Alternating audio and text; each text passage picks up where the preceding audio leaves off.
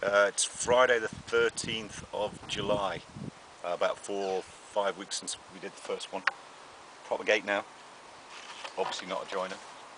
A bit comfy, I've nicked from down the road, but just to tell you, anybody who's starting an allotment, you can see here there's quite a dip there, and that's because somebody, the last person that was on here, instead of digging the weeds out, put what looks like doors from kitchen cabinets down, and then a grow bag, and then compost on the top.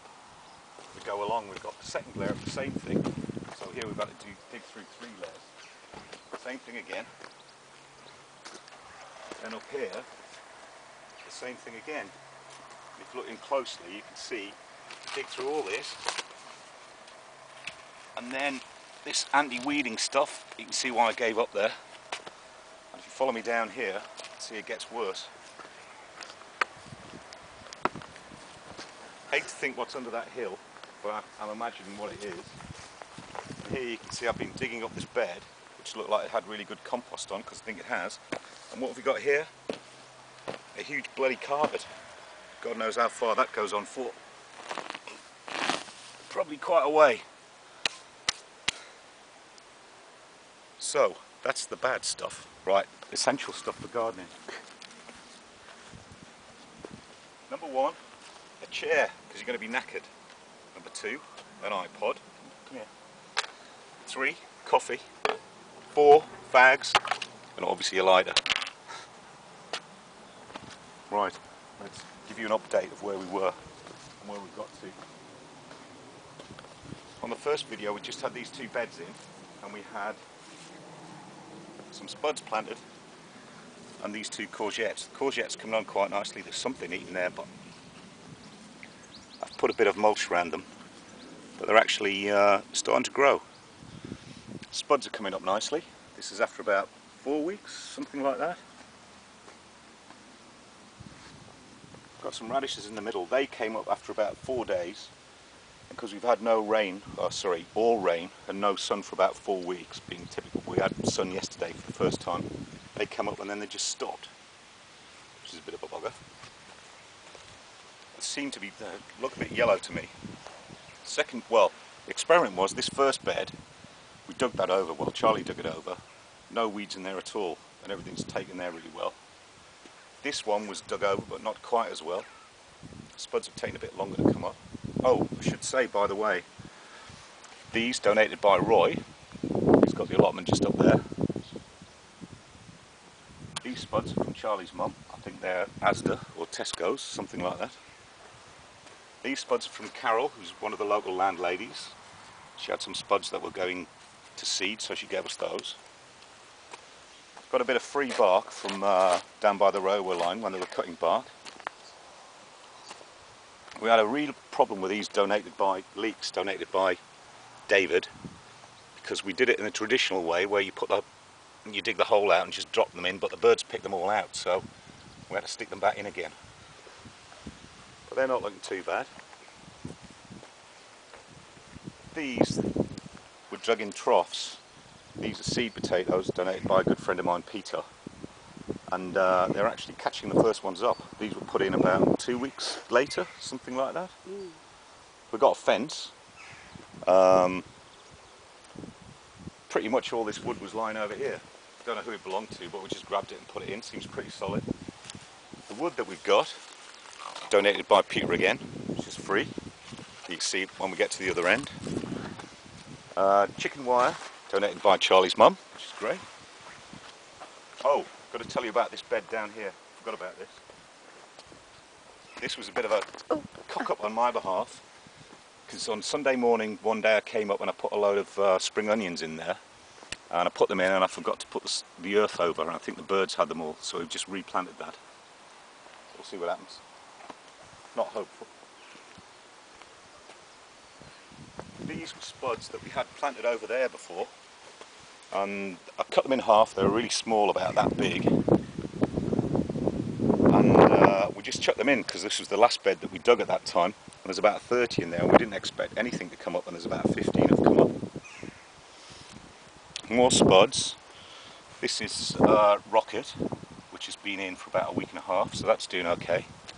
I still can't see anything here, but Charlie reckons there is. This is curly lettuce, which might be there. I can't see them.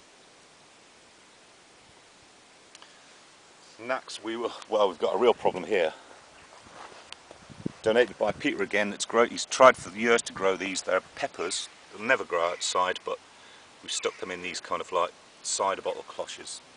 See what happens. We've had them on the windowsill for about 3 weeks. In here we had a bit of a disaster. Again by Peter. We had some tomato plants. We had about 9 of them, but 4 of them have died. But these ones seem to be doing not too badly. So I've stuck some peas in next to them. We'll see what happens there. So I've stuck that on today. These were donated by Russell, who lives across the road. Red and white onions, and we've stuck them in here. There's an experiment. I think we've put them too far apart. So we've put some more over there in clusters. We just haven't got enough space to plant the rest of them. This is the second bed of radishes. They've come up pretty quickly. Here we've got some kale, donated by George. Thinking about George, come back here. Come back here. He gave us 6, what do you call them? Shallots. Shallots. And they've been in about 3 weeks and nothing was happening, but I think that might be the first one coming through. I could be wrong, but apart from that one, I hope it's not a weed, but that's where they went in. We had this lemon from Charlie's mum, these 2 mint plants from Jan, just across the road, and those chives from Jan across the road. Kale from George. That's a third lot of radishes that have gone in. They've only been in about 2 or 3 days. They've come through. This is our main disaster, this one here, which is donated again by Roy. We had this, it's a cucumber, but put it too close to the courgettes. So we put it over here, but it looks a bit sad. Never mind. So, that was a pond, which is filled with, we didn't have a wheelbarrow when we started. So as you can see over here, some of the weeds I was just putting over there, and they've grown faster than everything else in the garden. Fair enough. Hold on a second. Saw, donated by John.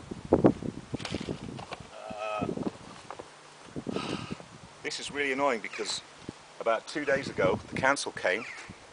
Someone owns this allotment next door, and twice now, although they've never turned up, the council have come along and trimmed the whole thing.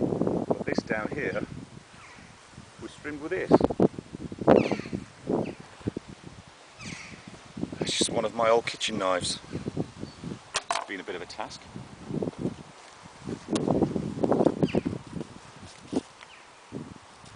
So all this wood we got from Peter, our good friend.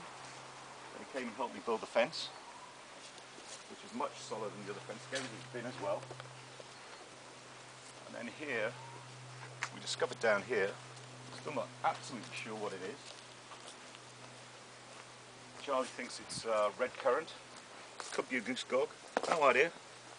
But it was as flat as a pancake, and we just perked it up, and it's growing like mad now. So this bed here, this is roughly dug over. This is what it looks like when I've dug it over.